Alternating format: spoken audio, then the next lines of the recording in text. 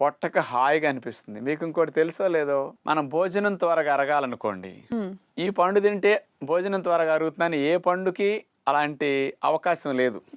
అందుకని డైజెషన్ త్వరగా చేయించడానికి బొప్పాయి బాగా ఉపయోగపడుతుంది. ఓకే. అంచేత అందరూ ప్రతిరోజు సంవత్సరం పొడుగునా వాడుకోదగ్గ చక్కటి పండు బొప్పాయి పండు అమ్మా. అయితే డాక్టర్ గారు, ప్రతి ఫ్రూట్ లో కూడా పోషక విలువలు గుర్తుపెట్టుకునే అంత ఛాన్స్ కానీ, అంత మెమరీ కానీ, అంత ఇంట్రెస్ట్ కానీ ఎవరికి ఉండదు. అవును, కానీ దాని లాభాలు చెప్తే మాత్రం బాగా గుర్తుపెట్టుకుంటారు. అవునమ్మా. మరి అందుకే బొప్పాయిలో ఉన్న లాభాలు ఏంటో మన ప్రేక్షకులు వివరిస్తారా? ఈ బొప్పాయిలో మొట్టమొదటిదమ్మా, ఇందాక జీర్ణక్రియకి అన్నా కదా, అందులో పెపైన్ అనే ఎంజైమ్ ఉంటుంది. ఓకే. ఇది ఆహారం త్వరగా జీర్ణం అవటానికి బాగా ఉపయోగపడుతుంది. ఫస్ట్ లాభం అది.